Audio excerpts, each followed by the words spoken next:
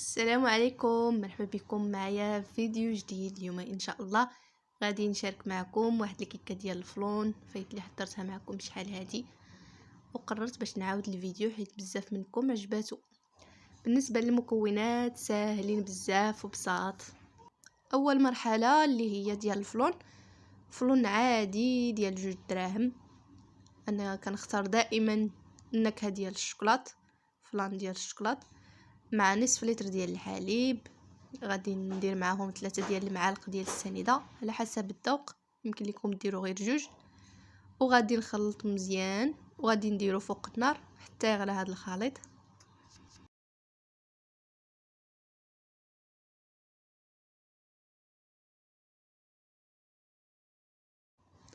هنايا درتو فوق البوطه. طبعا تستمر في التحريك حتى يوصل للمرحله ديال الغليان صافي. ومن بعد غادي ناخدو واحد المول، طبعا اي مول بغيتو الشكل اللي بغيتو. انا دائما تنختار هذا المول، هذا خفيف ودغيا تيبرد فيه الفلون وتتستقليه فيه الكيكه. صافي غادي نخوي الفلون وغادي نخليه حتى يدفى وغادي ندخلو للثلاجه باش يبرد مزيان. ومن بعد غادي ندوزو للمرحله ديال تحضير الكيك اولا الخليط ديال الكيك اللي ساهل حتى هو ومكونات ديالو بسيطه وسهله. هنايا غادي ناخذ الخليط ديال الفلون غادي ندخلو للثلاجه باش يبرد وغادي ندوز للتحضير ديال الكيك. بالنسبه لمكونات الكيك ساهلين. غادي نحتاج 2 بيضات مع كاس ديال السنيده، استعملوا كاس العنبه متوسط، يعني كاس ما عامرش. انا اختاريت هذا الكاس هذا. المهم نفس الكاس اللي عبرتوا به الزيت هو اللي غتعبروا به السنيده وتعبروا به الحليب.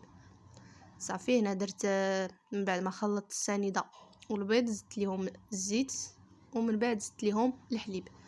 ودابا غادي نزيد الدقيق على حسب، مهم الخليط ما يكونش قاصح وما يكونش جاري بزاف، تقريبا بحال الكيك العادي. صافي وغادي نخلط مزيان. من بعد غادي نزيد واحد المعلقه ديال الكاكاو مور، يمكن لكم تضيفوا غير الساشي ديال الكاكاو على حسب المتوفر، واللي بغى يدير الفاني حتى هو يديرو ماشي مشكل، انا هنايا ما درتوش. صافي غادي نخلط الخليط ديالي.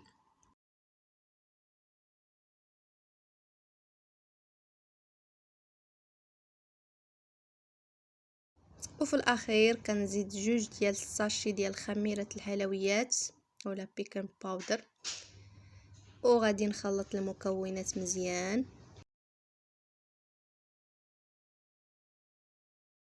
كيف ما كتشوفوا هنايا الخليط كيجي بهذا الشكل هذا وبهذا القوام، ما كيكونش قاصح بزاف وماشي خفيف عاوتاني بزاف. المهم القوام ديال الكيك العادي باش يجي معكم الكيك خفيف وزوين. هنايا الفلون من بعد ما برد كيف ما كتشوفوا غادي نخوي فوق منه طبقه ديال الكيك بهذه الطريقه اللي كتشوفوها في الفيديو. وقبل كاع ما يسالي الفيديو نقول لكم الا كنتو اول مره كتشوفوا الفيديو ديالي وعجبتكم القناه ما تنساوش تشتركوا عندي وتفعلوا الجرس باش يوصلكم كل جديد.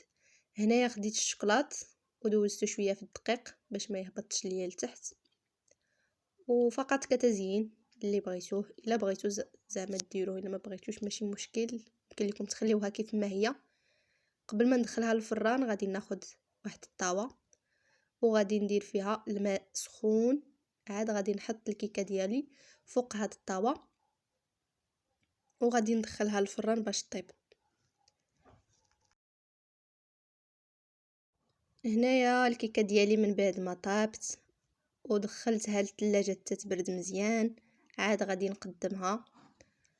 كتجي زوينه ولذيذه وسهله كيف ما كتشوفوا هنايا. من بعد ما بردات حطيتها فوق الطبسيل وغادي نقطعها وان شاء الله تجربوها وتعجبكم. بالنسبه لداك الشكلاط واخا درت ليه الدقيق ومع ذلك هبط، واخا كتبان لكم هكا ولكن كتجي لذيذه بزاف. نتمنى تجربوها وتنال الاعجاب ديالكم. وما تنساوش كيف قلت لكم قبل خليو ليا التعليق ديالكم واللي لايك ديالكم كتشجيع ليا. طبعا الى عجبكم المحتوى ديالي والفيديوهات اللي كنشارك معكم، والى كنتوا اول مره تشوفوا القناه اشتركوا وفعلوا الجرس باش يوصلكم كل جديد ان شاء الله. هكذا كيكون الفيديو ديال اليوم، خليت لكم راحه حتى الفيديو الجاي ان شاء الله، وبالصحه والراحه.